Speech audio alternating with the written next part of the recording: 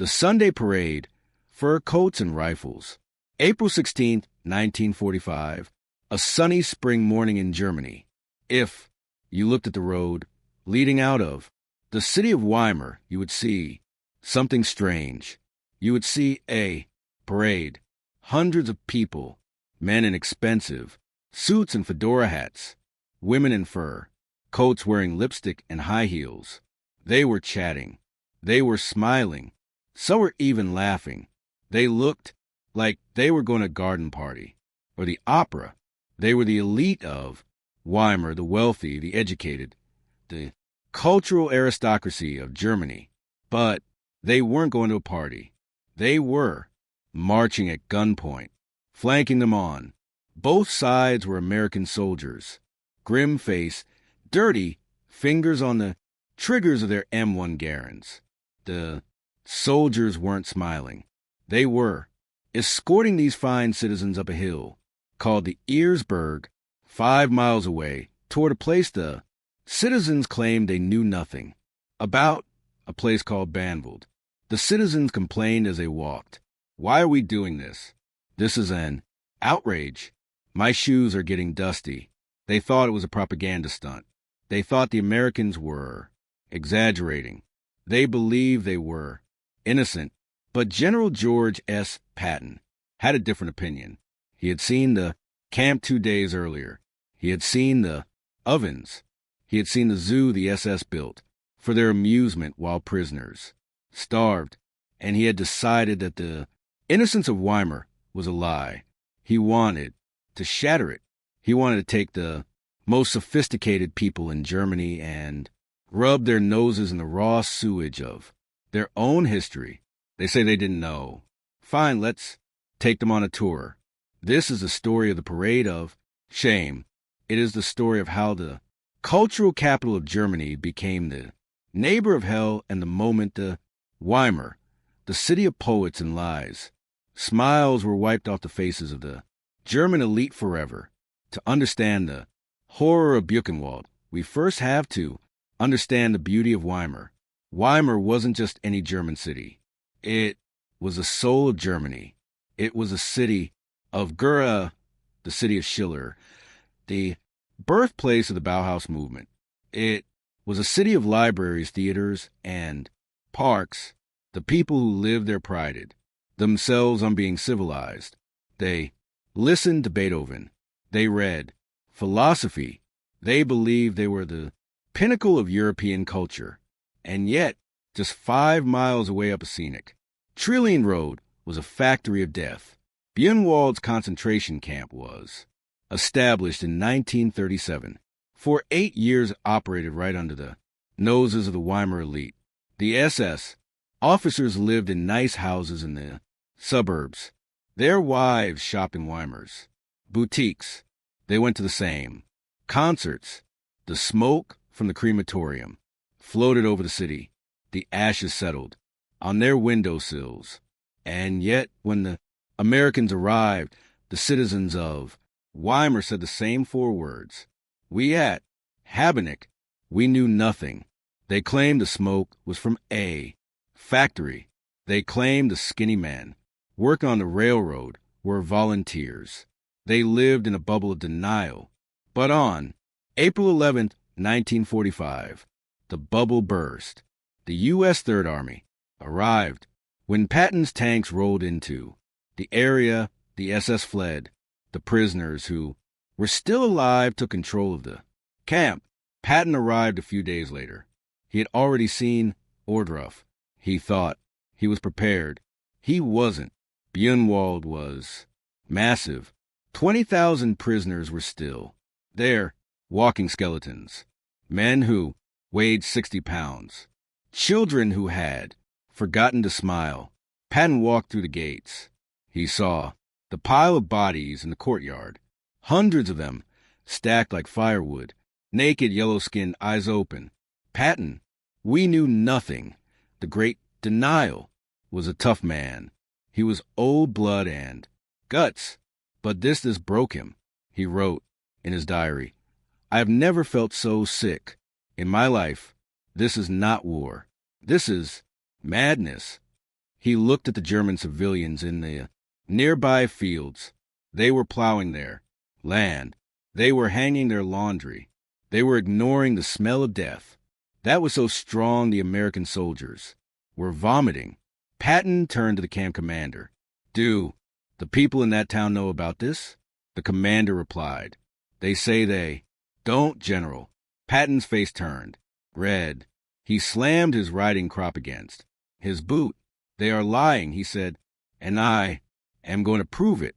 Patton called the provost marshal. He gave an order that was unique in the history of warfare. He didn't just want the mayor. He wanted the cream of the crop. He ordered his MPs to go into Weimar, find the richest people, Patton said. Find the professors, the lawyers, the businessmen, the wives of the politicians. Round up 1,000 of them. The MPs went into the city. They knocked on the doors of the grand villas. They went into the shops. They told the civilians, "You're going for a walk. Put on your coats. General Patton invites you to visit your neighbors." The Germans were confused. Some were indignant. "I am a doctor," one man shouted. "You cannot order me around." The MP just pointed his rifle. "Start walking." It was a strange sight. A column of 1,000 well-dressed civilians marching up the hill. The Americans drove jeeps alongside them to ensure no one escaped. The mood among the Germans was light. They were chatting. Some women were fixing their hair. They treated it like an inconvenience, a silly American game. They smiled at the cameras. They had no idea what was waiting for them at the top of the hill. The march took about 2 hours. As they got closer to the top of the Edersberg Hill, the conversation stopped. The wind changed direction and the smell. The march up Edersberg Hill hit them. It wasn't just the smell of rotting flesh. It was the smell of old death, stale, heavy, greasy. It stuck to the back of your throat. The women stopped smiling. They pulled out handkerchiefs. They perfumed scarves. They tried to cover their noses, but the MPs pushed them forward. "Keep moving." "No." Stopping. They reached the main gate, the famous Iron Gate of Buchenwald. The inscription on the gate read, "Jede Diener, to each his own," a cruel Nazi joke. The civilians walked through the gate and they stepped into hell. The first thing they saw was the prisoners. Thousands of them. They were standing behind barbed wire, silent, watching. These were the men the civilians claimed didn't exist. They stared at the fur coats and the suits. Their eyes were dead. They didn't scream. They didn't attack. They just stared. And that stare was more terrifying than any weapon. The American soldiers formed a cordon. They guided the civilians toward the first stop on the tour, the crematorium. In the courtyard of the crematorium was a trailer. It was piled high with bodies, naked, emaciated bodies. Their limbs were tangled together. Their mouths were open in silent screams. The civilians stopped.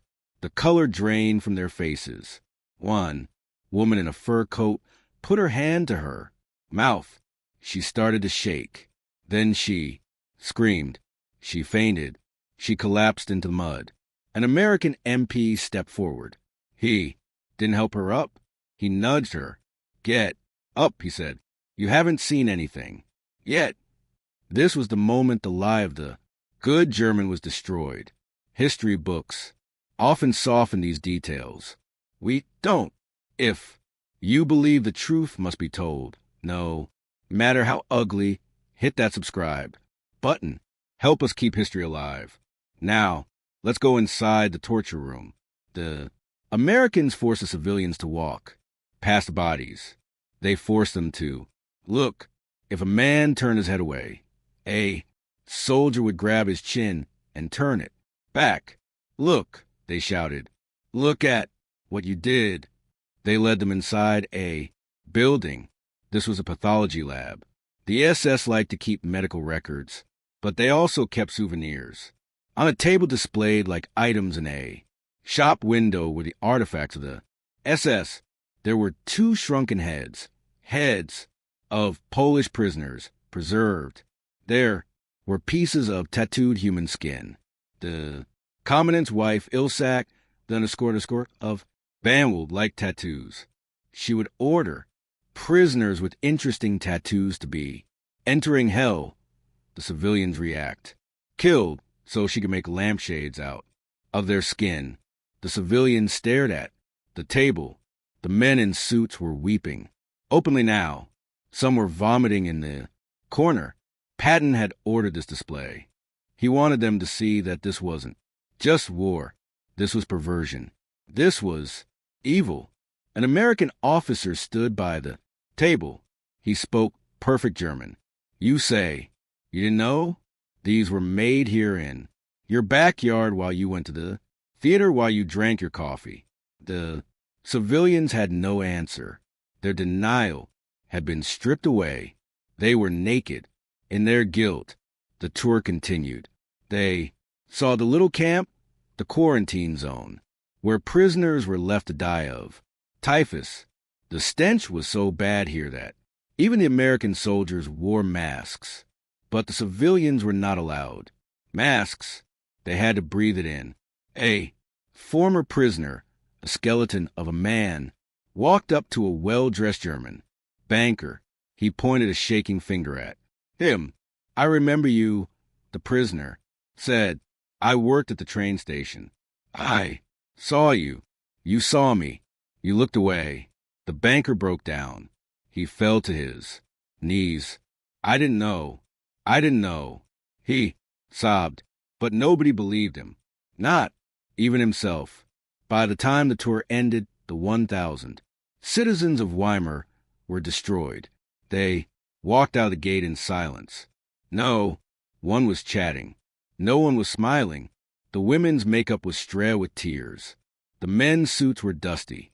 They walked back down the hill, back to their beautiful city of poets. But the city would never look the same to them again. Every time they looked at the hill, they would see the bodies. When Eisenhower heard about Patton's tour, he didn't reprimand him. He expanded the order.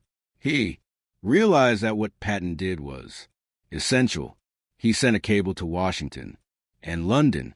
Send the press.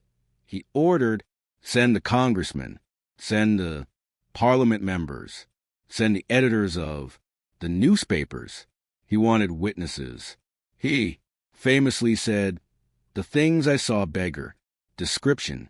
I made the visit deliberately in order to be in a position to give first-hand evidence of these things if ever in the future there develops a tendency to charge these allegations merely to propaganda.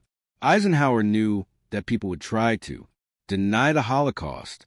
He knew that 50 years later people would say it never happened, so he forced the Germans to be the table of horrors, Ilse Koch souvenirs, the witnesses against themselves. The impact of the forced tour was immediate. That night, back in Weimar, the shame was too much for some. Just like an hors d'oeuvre, the guilt claimed lives. Several prominent citizens who had been on the tour committed suicide.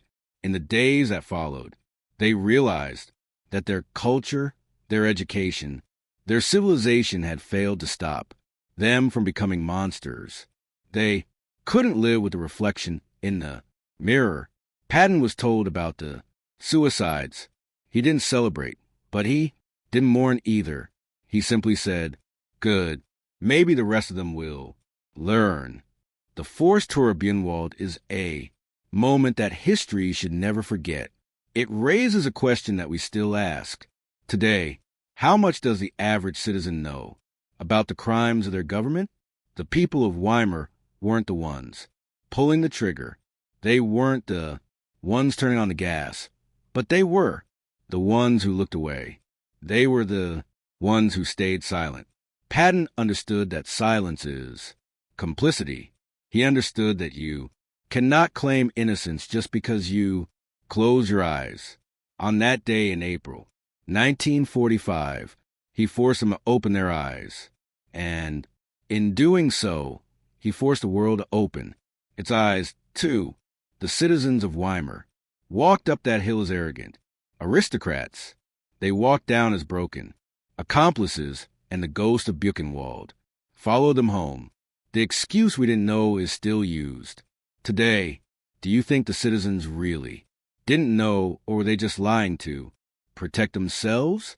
Let me know your thoughts in the comments. And if you want to see the story of how American soldiers took revenge on the SS guards at Dow, that video is coming next. Click subscribe so you don't miss it. Thanks for watching.